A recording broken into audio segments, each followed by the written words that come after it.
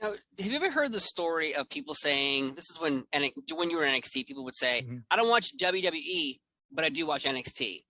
Oh yeah. That was a big thing because AEW wasn't around.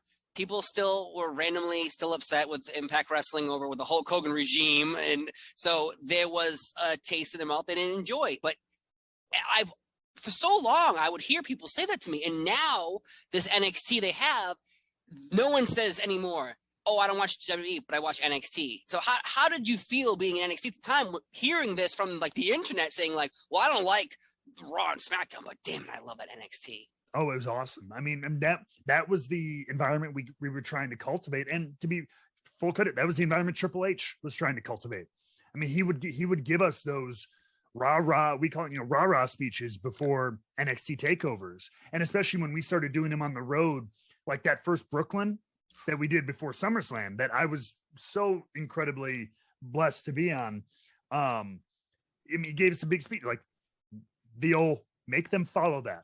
Make them work hard, make them scared, make them nervous. SummerSlam is one of the biggest shows we do every single year. It's been around for 20 years. This is brand new. Make them, pardon my French, make them fucking nervous. You know what I mean? And dude, I will say this: Hunter could give a one hell of a hype up speech, like, because we all left that room like, oh, bring it on. You know what I mean? So yeah, that was the environment. That was the idea. We wanted to take our little engine that could and make it kick some ass. Because like people like Robert Roode, world champion, comes up and then doesn't do as well as people thought he would. I mean, it as much as it seemed like there was like this lock and barrel kind of thing, it really is a talent by talent thing. And because I don't like to do, but I would argue that we, as the Vaudevillains, had a similar thing. We got up and that was for multiple reasons. A lot of it depends. It's politics, baby. Who you have that rapport with, who you have that kind of impression with. If you're rubbing elbows with the right person backstage, they defend you, they back you up.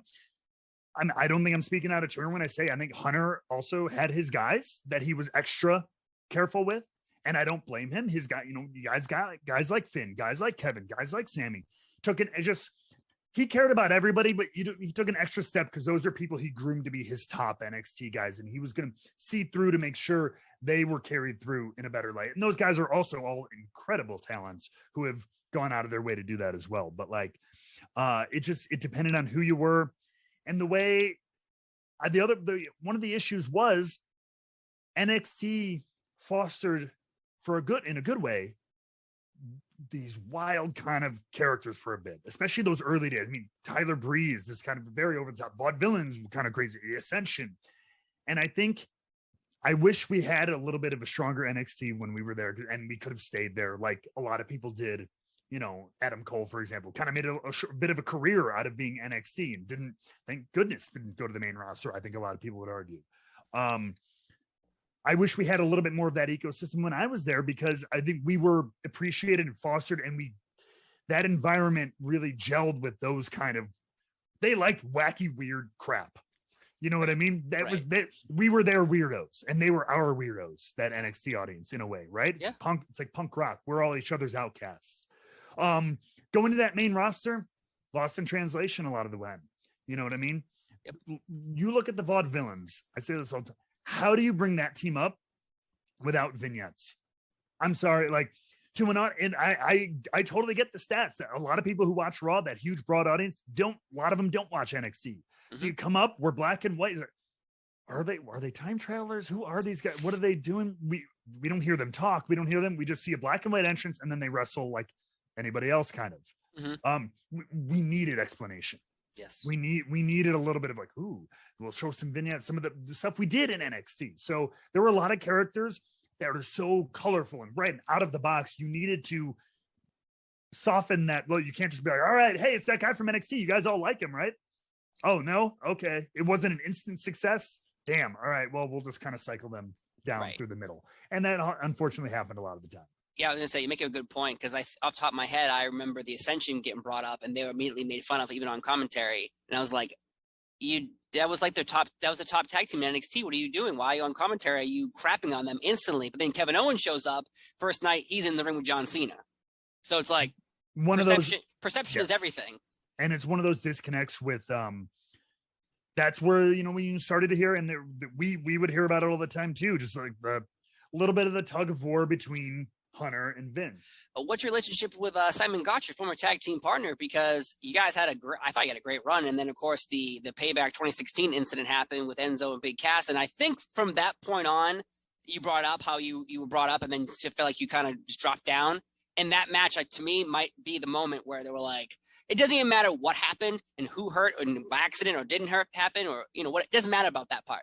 I think no matter what happened, someone saw it and immediately wrote you guys off.